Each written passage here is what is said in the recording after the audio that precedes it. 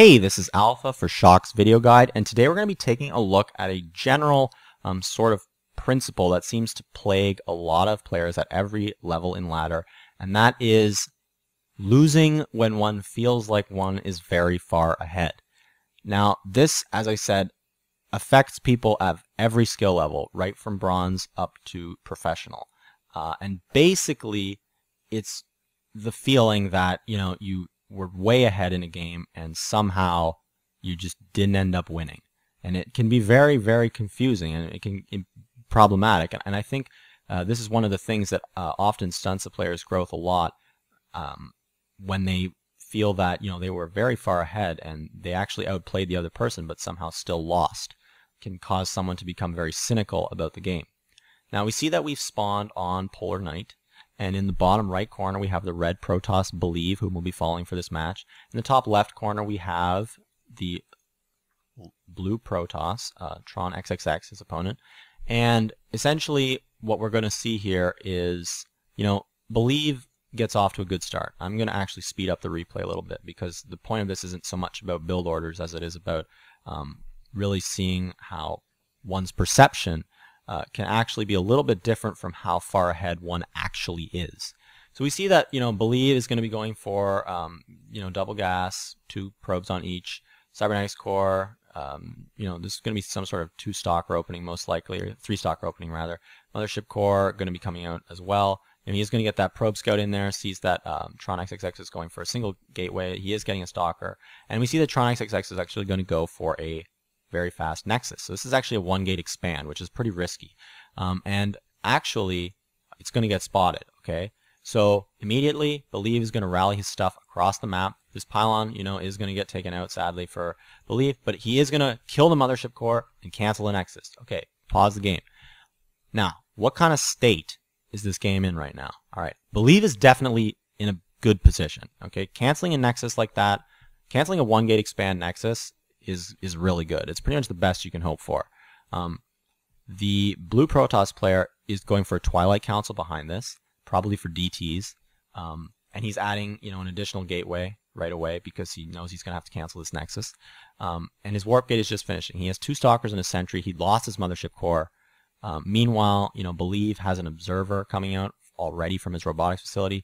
He's got enough minerals to build a Nexus himself. And he's got, a decent number of units. He has 5 Stalkers. He does have less probes, that's true, but he also has some actual tech. He has a unit count advantage. That does matter. But if we watch, the game itself and really think about it, we have to really concentrate on how far ahead Believe really is. Believe has not won the game, Canceling a 1-gate expand is a big advantage, and killing the Mothership core is really big too, especially this early, but it's not a game-ending thing, There's a window where Believe is going to have an advantage in unit count and tech, and he's also going to have probably, if we unpause the game, he's probably going to have an earlier Nexus. As we can see, yep, there is the Nexus going down, and we do see that the Protoss player in the top left, the blue Protoss player, is going for Dark Shrine and adding an additional gateway. But he is also going to take a Nexus of his own. And if we take a look at the unit count, it's actually evened out a lot. Both players have similar units, similar probes. The only real difference is the Nexus timing. Believe's Nexus is finished, but not that much in advance of Tron XXX. And as for tech, yeah, these DTs aren't going to do that much, but it's important to note that the blue Protoss player does have 4 gateways, whereas Believe only has 3, and has had 3 not for very long, just a 4th now finishing. But for most of the time here, he's only had 2. So his unit count is overall going to be lower. And we see that Tron XXX is going into Templar-based play, obviously with that DT, so he's going to be getting a lot of Zealots with Charge, Archons, and he's going to be also pumping out Immortals to deal with any sort of Colossi or anything like that. So again, we'll pause the game. How has things changed since we last looked at it? Okay, taking a look at the unit count, probes roughly equal. Tron XXX a little bit ahead, not a huge deal. The Zealot count, Tron XXX way ahead. Okay, obviously he is playing a Zealot heavy style. Archons for Tron XXX, a couple of Immortals, which should not be underestimated at this point in the game. Meanwhile, Believe is ahead in the sense that he has 2 Colossi with Thermal Lance, so that's important. He's got 2 Forges on the way, Twilight Council on the way. You know, this robotic facility continuing to pump out Colossi. He has decent proxy pylon positioning, although Tron XXX also getting up a proxy pylon. Believe being very lazy, not taking the Xel'Naga towers, which is not a good idea when you know that you had a unit count advantage initially. But actually, this is not really a great advantage anymore. This has actually turned into a very not particularly uneven game. Both players could very easily win from this point. It'd be difficult to call which one. If we take a look at the production tab, we do see that Believe seems to have a bit more tech. I mean, he's going to have both upgrades on the way and a Twilight Council and Colossi, which is pretty substantial.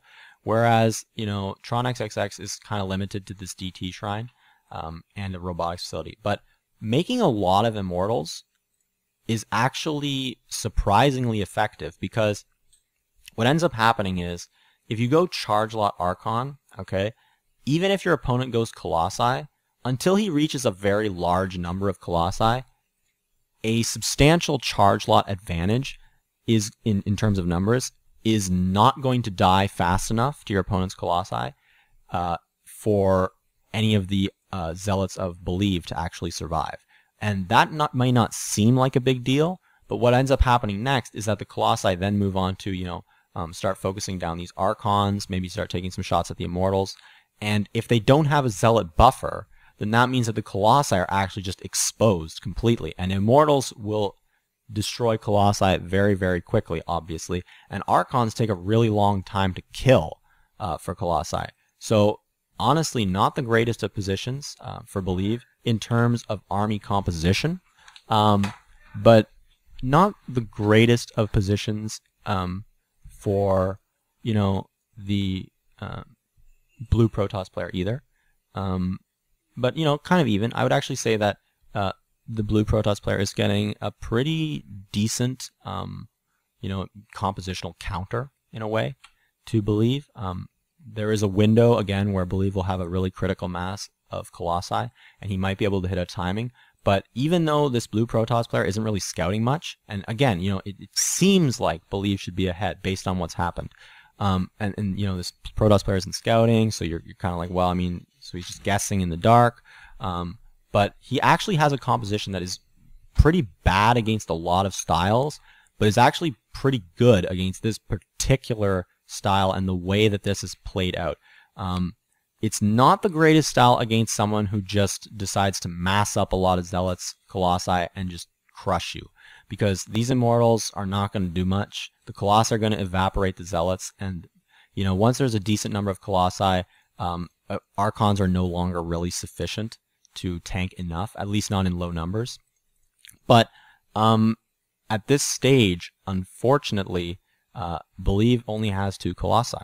And a third is on the way, but there are already 2 Immortals for the blue Protoss player, and he's going to continue making them. He also has 3 Archons and a couple Sentries and a lot of Zealots. So Believe can't really just walk across the map and kill the blue Protoss player. I'm going to unpause the game again and just it looks like Believe is going to go ahead and look to take this third, and it looks like the blue Protoss player is actually going to push out across the map, maybe try and do a bit here of damage. This is actually not a very good position for the blue Protoss player. It's not a very good offensive army when you're attacking into a small choke, because the charge lots don't really get any surface area and the Colossi just murder them. But it's very hard to attack into this kind of army because the concave is much larger when you're engaging in a space like this. Meanwhile, the blue Protoss player is actually going to go take a hidden third, which is interesting. I do not really know why this happened. But Believe is going to scout it pretty fast before it gets saturated, and he's going to have his own third as well. So I wouldn't really call this an advantage for the blue Protoss player in any huge way. As for workers killed, pretty even. We see that the blue Protoss player is starting to go into Void Ray production. Now, okay, pause the game again. From Believe's side of things, this is his vision. Okay, he knows that there's this third. Okay, he knows that it has no probes at it. Okay, it's not mining. He has a proxy pylon here. He's been using it to check, this base. There's nothing there. Okay. His army, take a look, as we can see, 4 Colossi. He's ahead on probes. He has 14 Zealots, 4 High Templar. You know, it's not a bad force at all. No Storm yet, but he has the potential to make Archons if he need be. And all in all, just like a solid economy. He has, you know, Stargates coming up, 2 Stargates, which is, you know, decent production. He has Twilight Council. He has +3 on the way, and so on and so forth. Really, this Warp Prism not doing a ton of damage, but not that bad either. And he also has a Dark Shrine, Storm on the way. So, you know, Believe is probably feeling like, you know, I really have an advantage here because I've been denying the economy of my opponent, and you know, he hasn't scouted me. He went for this Charge Lot Archon composition with a few Immortals, which I totally defended very easily without losing a single unit, just by, you know, positioning my army here, and like they had to back off. And you know, Believe is probably like, well, that kind of army doesn't scale very well against Colossus, because you know the Zealots kind of don't really matter that much once you have a lot of Colossi, and the Immortals matter even less at a certain point. So Believe is probably like, okay, I'll just go into Templar and get some Void Rays of my own, and you know, once I have that a few Archons to tank, I should be able to very easily win any engagement. Unfortunately, he's wrong, because the blue Protoss player has been going for Void Rays, and he's been producing them for longer than Believe has.